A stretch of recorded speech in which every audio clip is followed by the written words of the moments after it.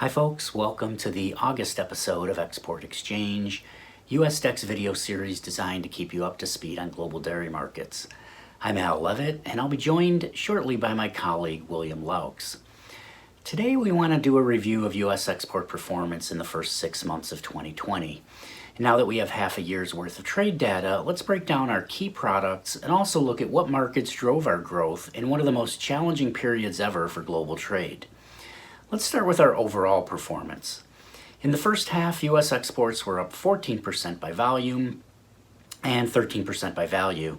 And you can see on the chart here, our gains primarily came from skim milk powder and whey products.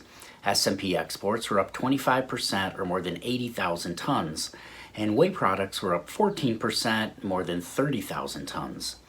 Lactose was also part of the increase, up 7%. And a few products that trade at smaller overall volumes did well too. Milk protein concentrate exports were up 33%, and whole milk powder exports, not shown on this chart, were up 34%. But on the other hand, with a slowdown in global trade from widespread food service closures, U.S. cheese exports were flat in the first half of 2020. And butterfat volumes were very small, dropping 15%. So taking a closer look at skim milk powder, U.S. S&P exports topped 400,000 tons in the first half of the year, a record pace, and as I said, it was up 25% from last year. More than 3/4 of our powder sales go to Mexico and Southeast Asia, the two markets on the left side of this chart. But fortunes have been very different for our two main customer markets this year. U.S. exports to Southeast Asia were up 64% in the first half of 2020. That's an increase of 67,000 tons, or 11,000 tons a month compared with a year ago. We've seen very strong buying across the region. The main growth has come from Indonesia, the Philippines, and Malaysia, and Vietnam has been an active buyer too. Some of this growth has been due to the absence of cheap EU intervention powder that came on the market early last year, so buyers have turned to the United States instead. Some of the growth also is due to favorable U.S. pricing, and some is due to active buying this year by blenders and recombiners in the region who look to buy ahead and stock up to be able to carry a larger cushion of inventory in these uncertain times.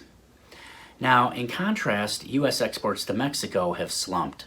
Until this year, Mexico was our largest powder market, but we've shipped 26,000 tons less in the first half of this year than we did last year.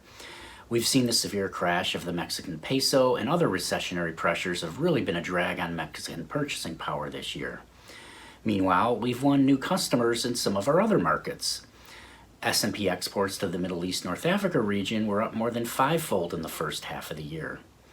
It's an increase of nearly 16,000 tons, and our volume is the most since 2014. The main buyer here has been Egypt. In China, our sales have more than tripled, a gain of almost 6,000 tons. June alone was the most in more than 3 years. Our exports to Japan have more than doubled and continue to move at a record pace. And lastly, not called out specifically on this chart, our powder exports to Colombia were up 68% in the first half, and our sales to New Zealand nearly tripled. So that's skim milk powder, a very strong first half in a period when U.S. suppliers met buyers' needs and increased share of global trade. But what about some of our other key products? William, why don't you fill us in on those? Thanks, Al. Let's keep it moving through the other major products in the dairy complex: whey and cheese. On the whey side, U.S. exports have increased by 14%, or 32,000 metric tons, just in the first 6 months of the year. After non-fat dry milk and skim milk powder, whey is the dairy product category where U.S. exports have grown the most in the first half of 2020. You can see here on the graph who the major driver of that growth has been, and that's been China. U.S. exports to China have grown by 64% in the first half of the year. There are a couple factors for that I want to touch on here a second. Number one was the completion of the Phase 1 trade deal between the U.S. and China. That agreement ended the tariff disputes between the two countries, which enables the U.S. to compete on an equal playing field again. On top of that, factor number two is the rapid expansion of China's swine herd. Their herd was significantly reduced last year by African swine fever, and now the disease is much more under control with increased biosecurity measures, which is enabling the country to add more pigs quickly. And as the world's largest pig-producing country, any expansion in their pig herd will drive up whey demand for feed. And that there is still a final factor, and that's as part of the Phase 1 agreement, China allowed the use of permeate in food applications.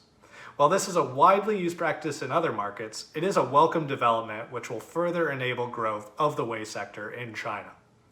Now, all of this put together is increasing demand out of the country, and that's been a driving factor for US and world whey exports in the first half of 2020, and that should continue. And with that increased demand out of China, particularly for sweet whey and whey permeate, that's going to be price supportive in the second half. The bigger question mark comes on the higher protein side, where a large percentage goes into sports and nutrition applications. But with gyms closed or at reduced capacity in many countries, how government restrictions evolve will be a key factor to watch. But let's turn to the final dairy product of the day, cheese. Now, cheese has been at the center of so much of the volatility in prices this year. We discussed how food service closures disrupted demand for cheese, especially in the United States, on a prior export exchange.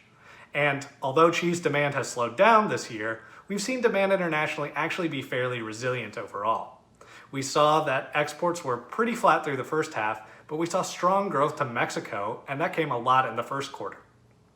Additionally, the last 2 months of data that we have for US exports in May and June saw substantial growth. June even broke the record for most cheese exported in a month from the US. And several other markets besides Mexico helped supply that growth, so it's been really global. Why this matters is that the international market accounted for a record percentage of US production of cheese in June. That played into the very tight cheese market that we saw in late May, June, and July here in the US, and helps explain the high prices that persisted until recently. So, let's recap and identify the factors to watch moving forward. US skim milk powder remains highly competitive on the world market, as Al touched on, and that should translate into greater exports. The key factor to watch in skim milk powder is where overall demand is in the large markets Al talked about. On whey, we've seen strong demand growth driven by China. Whether that continues at this pace will be a major determinant of market direction for whey permeate and sweet whey. Whey proteins, on the other hand, will be heavily impacted by COVID-19 measures and whether people feel comfortable exercising indoors with others around again. Finally, on cheese, it's all about food service. How much are people eating at restaurants? That will play a major role in cheese markets around the world. Now, that's it for USDEX Export Exchange. Thank you all so much for tuning in, and we will see you next month. Thanks, everyone.